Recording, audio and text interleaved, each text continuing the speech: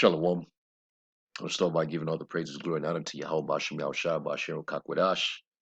Double honors to the elder apostles of the great millstone who rule well, and as always, peace and salutations to the tabernacle of David, the whole four elect, scattered throughout the four corners of the earth. And I just want to respond to Elder Manat Zagbaz's video. Secretly, most of these Israelites are bugged out, and I 1,000% co-sign that. Jake is the most spaced out weirdos you could come across in his truth. Like the elder apostle Gabar always say, when you come into this truth, there's various different types of spirits that are among us, and either it brings out the best in us or it brings out the worst. All right.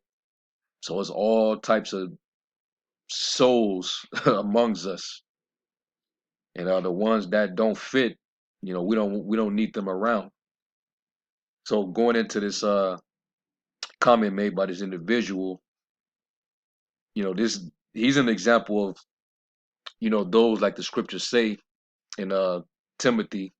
You had Apostle Paul. He was warning Timothy about those who would try to act like they're on a level, desiring to be teachers of the law and not understanding what they say, neither what they affirm.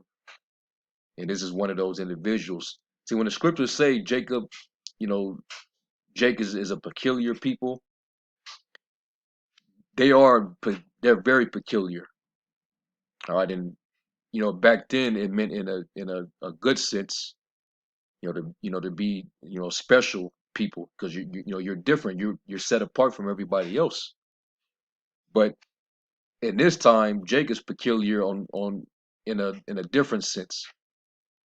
If you've ever looked up what it means to be peculiar, you'll see what I mean by that.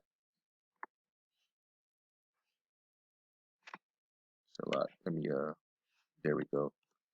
Peculiar in a modern sense, strange or odd, unusual, strange. All right, odd, funny, curious, bizarre, weird. And that's Jake, man. Jake is a bunch of weirdos out there, man. What the hell you mean we can't eat meat? Because the Most High told Adam and Noah that you can eat whatever moves in bearing seed. See, these types, they try to constrain you to live according to a standard that they set out based on their own interpretation of the law. And that was what the wicked scribes and Pharisees was doing. They were trying to establish their own righteousness, and Yahushua was calling them out on their own hypocrisy.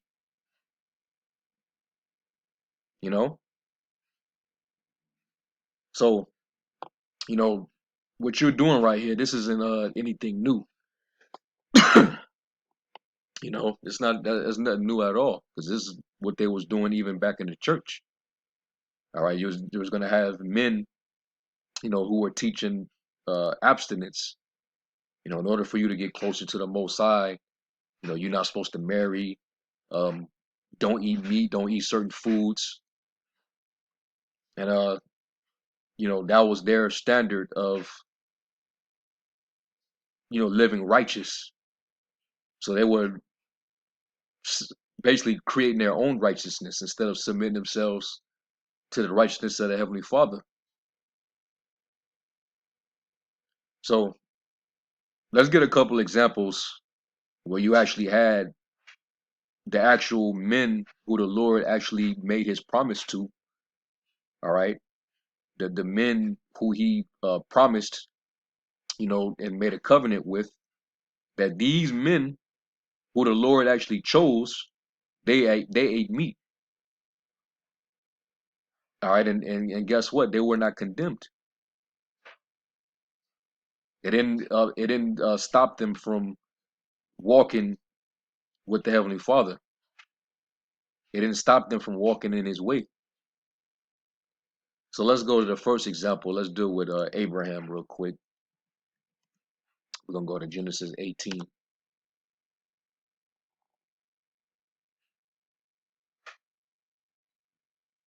This is Genesis 18 and 1. It says, "And the Lord appeared unto him in the plains of Mamre, and he sat in the tent door in the heat of the day. And he lifted up his eyes and looked, and lo, 3 men stood by him.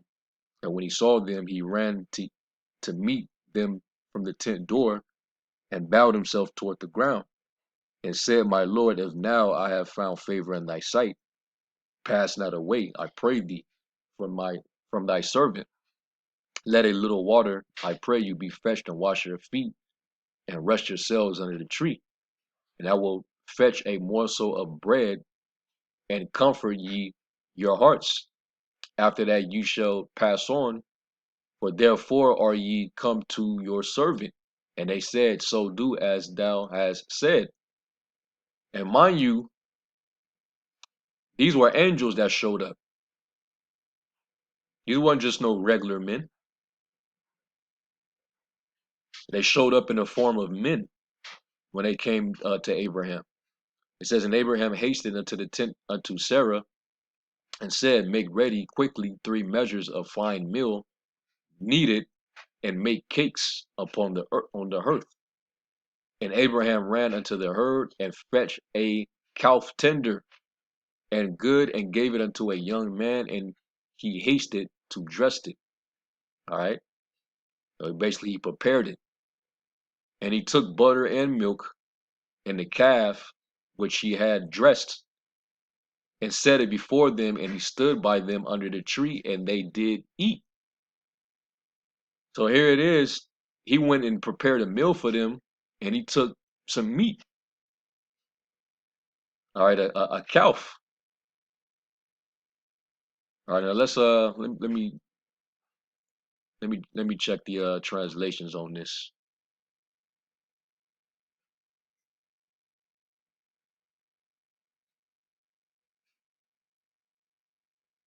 All right, so the NLT translation say, when the food was ready, Abraham took some yogurt and milk and the roasted meat, and he served it to the men. As they ate, Abraham waited on them in the shade of the trees.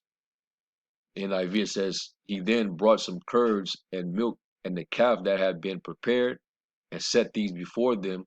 While they ate, he stood near them under a tree. So obviously he prepared, some milk and some meat, and they actually ate, man. So what is this individual right here? What is he talking about? Was Abraham going against the command? Was the angels that he fed, were they going against the command? Jake be tripping, man. They be trying too hard. All right, it says, matter of fact, yeah, that's shit. That's the point. That's all I needed right there. So let's go from there to Genesis 27. And let's see why Isaac, why did he why did he love Esau so much? This is Genesis 27 and 1. It says, And it came to pass that when Isaac was old, and his eyes were dim, so that he could not see, he called Esau his eldest son, and said unto him, My son. And he said unto him, Behold, here am I. And he said, Behold, now I am old. I know that the day of my death. It's like, yeah, I know not the day of my death. Now therefore take, I pray thee, thy weapons, thy quiver, and thy bow, and go out to the field, and take me some venison, and make me savory meat, such as I love, and bring it to me, that I may eat, that my soul may bless thee before I die. So here it is, you know, Isaac is laying on his deathbed, and he asks Esau to go out there and hunt him some meat, and he wanted nice and seasoned up. So That means that Esau knew how to make a mean, uh, whether it be a deer or, you know, it was obviously it had to be something lawful. But we know Esau was good, with the bow and arrow. He was a man of the sword. He had a mean hunting game. So, he had his son go out there and hunt something. And he more than likely, know how to prepare it right, through the right seasonings and herbs on it.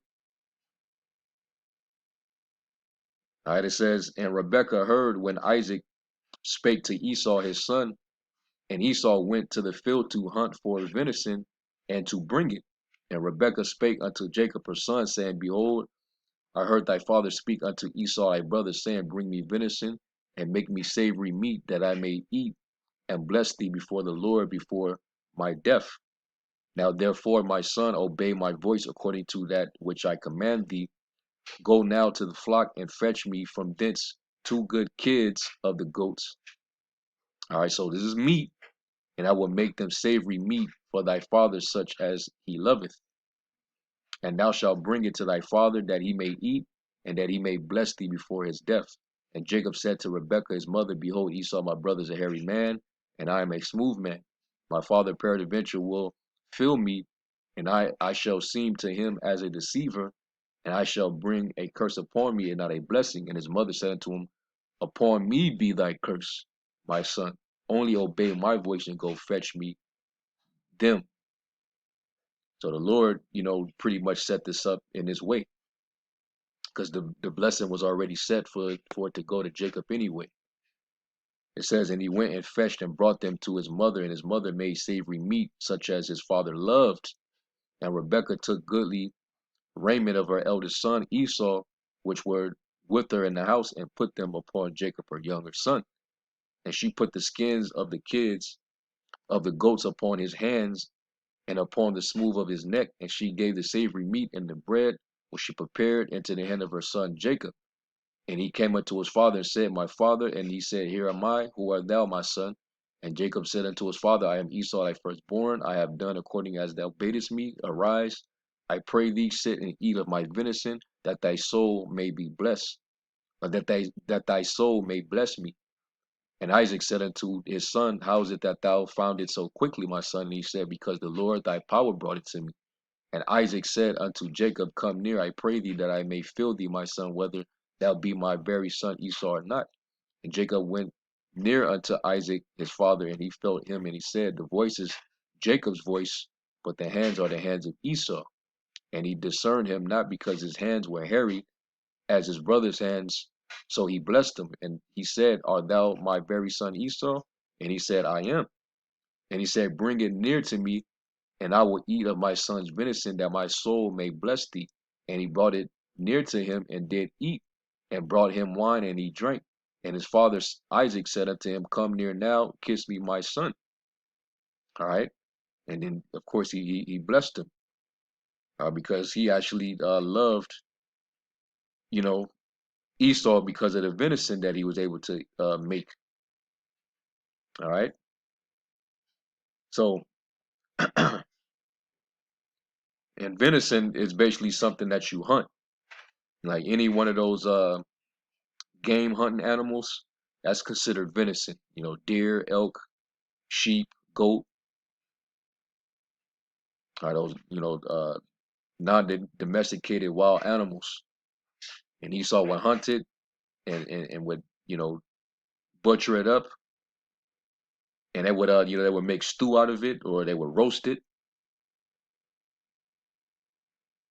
and it was fresh. Back then, the meat was hella fresh, because the day that you hunted it, you cut it up, and you cleaned it. You put seasoning and herbs on it, and you roasted it, man. So this individual right here, he's just trying to, create his own standard of righteousness. And when you do that, you bug yourself out, trying to be over righteous. All right. The Lord ate meat. He ate fish. So it was the Lord who was without sin. Are you telling me that he actually sinned? What the hell is wrong with you niggas out there, man?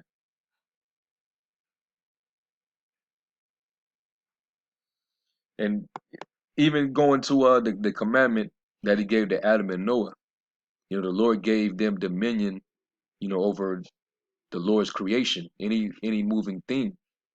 And he said that, anything that's moving could be your food. And the first thing, the first provision was herbs, okay? But then there was a reason why Noah had to preserve those clean animals. He 7 of them, 2 of the unclean and 7 of the clean. Why you think that is? So that they can have enough meat to eat and still be able to preserve, so that the earth can be renewed. You just couldn't eat the blood that came from out of the meat. You had to cook the meat and make sure the blood was out of it, because the blood in the flesh is the life of it. So we're commanded to not eat any meat or any fat, but it didn't say you couldn't eat the flesh. So this guy, he's super reaching, man. And you need to, go back to the drawing board. All right, like it says in Hebrews, the 5th chapter.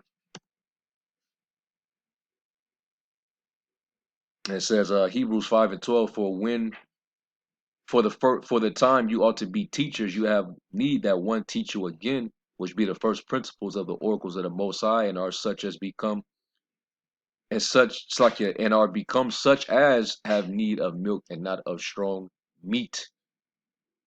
And even this topic right here, this ain't even strong meat, but you even choking on that, trying to come with this vegetarian doctrine. And this is old. We've been dealt with this. This is old news, man. You don't think we dealt with other people that came with this same argument? That's why Apostle Paul even addressed it. Romans the 14th chapter. One believe he can eat meat. The other believe he can only eat herbs. But both of them are acceptable with the Most High. It doesn't matter. Let me get this real quick. 1 Corinthians 10, 25.